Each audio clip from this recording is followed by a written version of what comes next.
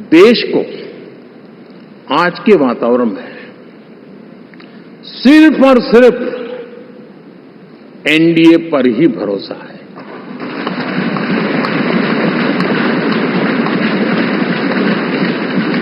और जब इतना अटूट विश्वास है, इतना भरोसा है, तो स्वाभाविक है देश की अपेक्षाएं भी बढ़ेगी। और मैं इसे अच्छा मानता हूं और हम सबका कर्तव्य भी मानता हूं। और इन अपेक्षाओं को पूर्ण करने के लिए,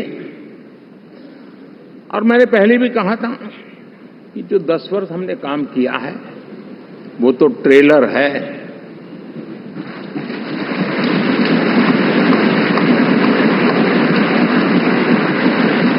और वो मेरा चुनावी वाक्य नहीं था, ये मेरा कमिटमेंट है।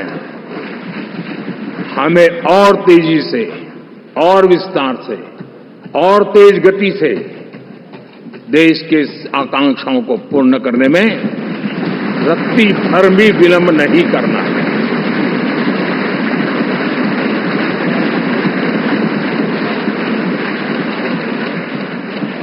जनता जनार्दन चाहती है हम पहले से ज्यादा डिलीवर करें। जनता चाहती है कि हम खुद ही हमारे पुराने रिकॉर्ड तोड़े।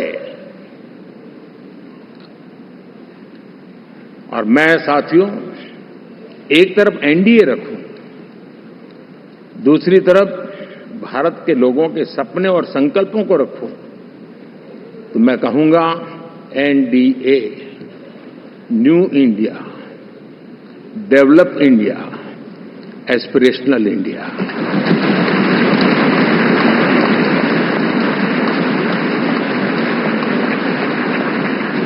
और इसी सपने और संकल्पों को पूरा करना, ये हम सबका संकल्प भी है, कमिटमेंट भी है, और हमारे पास रोड मैप भी है।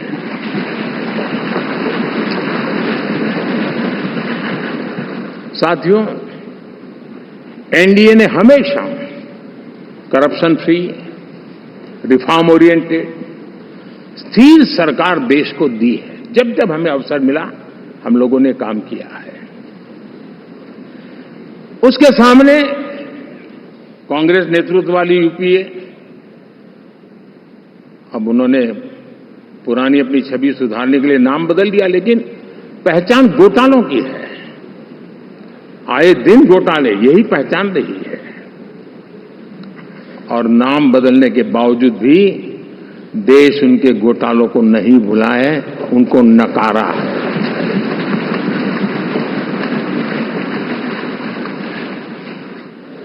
और मैं कह सकता हूं साथियों, इंडी अलायंस वालों ने एक व्यक्ति का अपोज करने के वन पॉइंट एजेंडा के कारण देश की जनता ने उनको ही ऑपोजिशन में बिठा दिया है।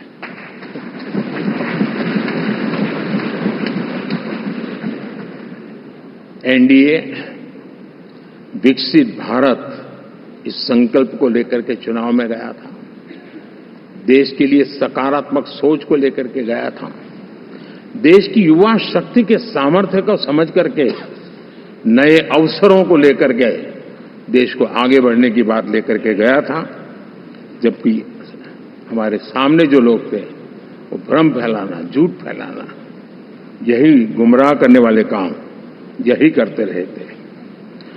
अब एनडीए और उनका देखें, इवन नामांकन में जाएंगे तो भी आपको देखेगा उनका चुनाव प्रचार, उनका नामांकन, हम लोगों का एक एक दृश्य देख लीजिए और उनका एक एक दृश्य देखिए, कितना बड़ा अंतर है। हर चीज में उनका कैरेक्टर दिखाई देता है। और क्या रहा, फोटो ऑप के लिए तो उन्होंने अलायंस घोषित कर दिया, लेकिन कितने ही राज्यों में वो आपस में लड़ते रहे हैं, चुनावी जंग में एक दूसरे की पीठ में छुरा भोंकते रहे हैं। कभी उन्होंने कहा कि ये तो हमारा वैचारिक अलायंस है, वो विचार लेवल पर ठीक है, बाकी नीचे तो हमारा अपना हम तैयार करेंगे। और अब फिर उन्होंने कहा कि भाई हम तो सीट के आधार पर अलायंस करेंगे, टोटल न भी करें। ये भी खेल खेला। और अभी अभी तो चुनाव पूरा शुरू कर दिया कि ये तो हमारा अलायंस लोकसभा के चुनाव के लिए ही था, बाद में नहीं है, ये भी शुरू कर दिया। यानी मैंने बहुत पहले कहा था कि आप देख लेना 4 जून के बाद बिखराव शुरू हो जाएगा, और वो शुरू हो चुका है। इसका मतलब ये हुआ कि वो सिर्फ और सिर्फ सत्ता सुख के लिए एक दूसरे का साथ देने की कोशिश करते थे, लेकिन उनमें उनका अगर स्वार्थ निश्चित होता तो साथ देना, वरना नहीं देना, ये कैरेक्टर था। साथियों,